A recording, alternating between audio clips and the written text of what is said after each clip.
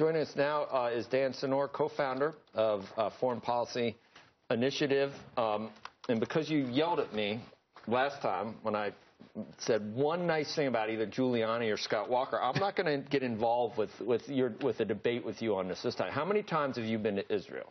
Oh, wow. I go to Israel about every other quarter. And you wrote a book. I've been traveling about 30 years. Yeah, exactly. 30 years, and you wrote a book, Startup Nation, about Israel. So I'm going to defer to you on how I should view this, because I watched the whole thing yesterday at home, and I'm going to tell you there were times where I felt close. I felt a little teary-eyed. I felt patriotic, almost as if I was living in Israel.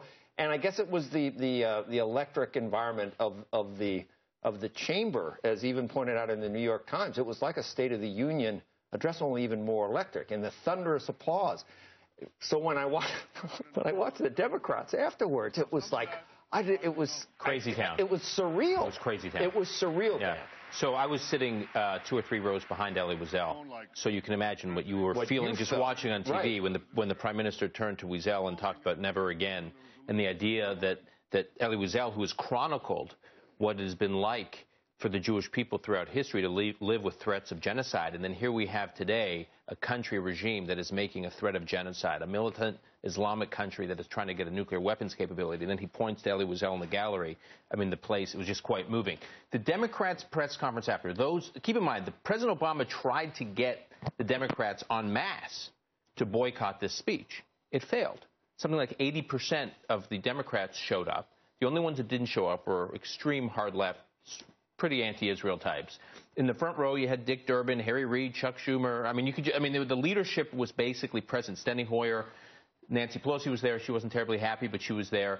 But the president tried to divide the Democrats from Netanyahu. You really couldn't do that in the chamber. There was pretty bipartisan support for at least the prime minister's message, even if they didn't like the diplomatic China that was broken in the process. But that press conference after, where John Yarmuth from Kentucky, congressman, said, Prime Minister Netanyahu basically wants to go to Disneyland. That's what he wants. He thinks he can go to Disneyland, he can ride all the rides, he can get all desserts, he wants to get everything.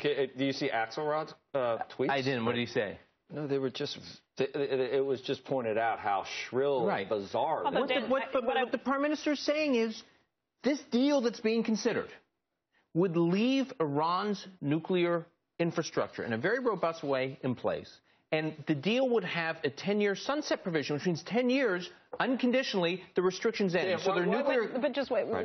One Democratic commentary afterwards that I did hear was Dianne Feinstein. And she made a pretty good point. She said, while I am very empathetic to this and I hear all of this, what we did not hear from Netanyahu is what he would do in response. So that is a fair question. But the truth is, what Prime Minister was responding to was President Obama. Since 2013, President Obama has repeatedly said that no deal is better than a bad deal, meaning he recognized, like the Israeli leadership and like many throughout the West, that cutting a bad deal was actually a worse scenario than no deal at all.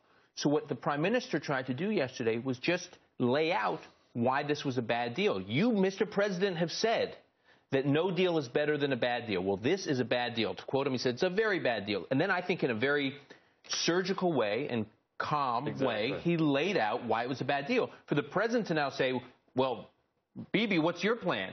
I mean, that's a separate issue. And by the way, I think he did lay out some ideas.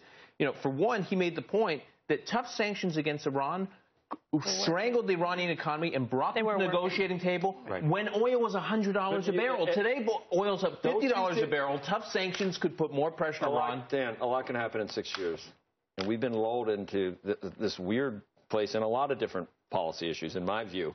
One is that there was a time when the president even broached the possibility of talking to Iran, negotiating with Iran. And it's like, you're kidding, right? This is a state that continues to, and Netanyahu pointed out every area of the world where Iran continues to sponsor horrific terrorism, where the leaders in this regime continue to tweet that Israel needs to be annihilated. Now, why do you try to negotiate or... It just seems very clear to me what the options that you're left with. Well, what Netanyahu said, the president has tried to set up the straw man, that if you are not for his plan... You're for war. You're for war. And what the Prime Minister said yesterday, basically, if you read between the lines, is, look, I would prefer no negotiations right now. But it doesn't mean that I'm opposed to any negotiated outcome.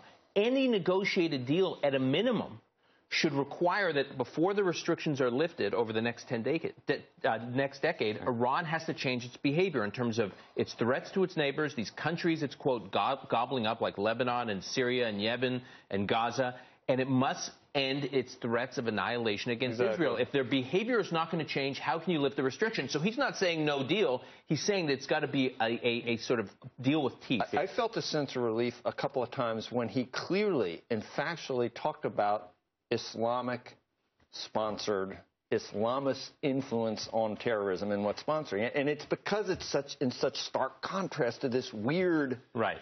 I don't know who decided in what meeting on how to... And I think it has to do with not messing up the negotiations with Iran by talking about something that could anger the mullahs in Iran. Yeah, well, I think that is part of why. Did you think of it when you heard him talking about it? I also this is how we should be talking in very about clear terms, moral clarity. But the other thing is, I think that the president and the White House completely ham-handed the lead up to the Netanyahu speech. In other words, if I were advising them, and far be it from me, far be it from me to give them advice, but I would have said, ignore it.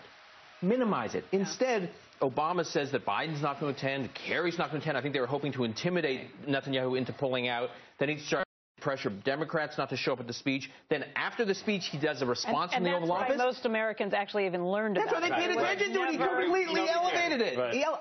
I've been to two previous Netanyahu addresses to Congress in 2011 and 1996. I was at Shimon Peres. I mean, I've been to a number of these Israeli leaders' speeches to Congress. No one has paid attention. This one, the world was watching, and there's one person to thank. And his name is President Obama. Okay, but you can thank President Obama. Who do you think around President Obama you can really thank for that decision?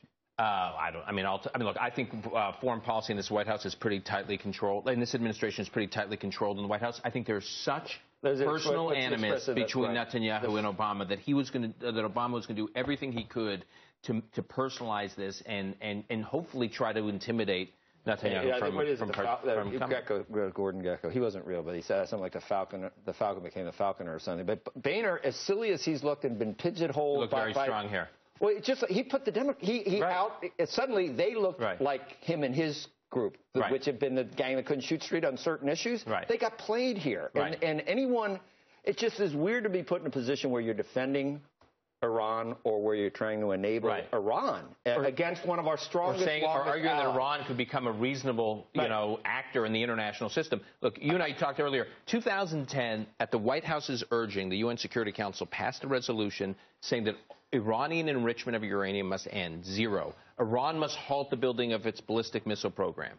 Today, the president is basically prepared, according to the deal that was, is being discussed, to live with the continuing building of the ballistic missile program and continue with uranium enrichment. So there are people in Israel and throughout the West and throughout the Arab world that are flipped out. Faisal Abbas, who's the editor-in-chief of Al Arabiya TV, no friend of Israel, a pan-Arab satellite network in the Middle East, basically said, it pains me to say this, yesterday in a column, but I agree with everything Netanyahu said, that the Arab world is saying that Netanyahu, leaders through Persian Gulf countries are saying what Netanyahu laid out is an accurate assessment of the threat from Iran. And then you've also got, Nobel laureate Elie Wiesel, and you've got Netanyahu, who has also fled, and he's his brother. To question to say this was all political expediency to get reelected. It's like, that's not going to get you anywhere either. That sounds shrill and bitter. The White House says that timing is political. Now, it is true that Israel has an election in 2 weeks. That is true. It is debatable. It was debatable leading up to this speech whether or not this speech would help or hurt Netanyahu politically.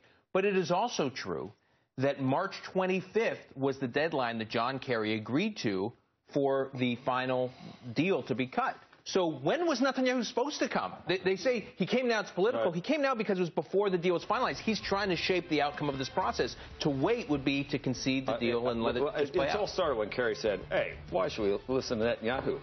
He agreed with the United States in What about this guy? Well, it's so rich. I mean, the irony. By the way, John Kerry, Joe Biden, Hillary Clinton, they all had Netanyahu's position. John Kerry was for it, but then against it. But where did he end up? For it or against it? Or nobody knows. But they all voted the way that Netanyahu was urging. So that was rich, though. Yeah. To throw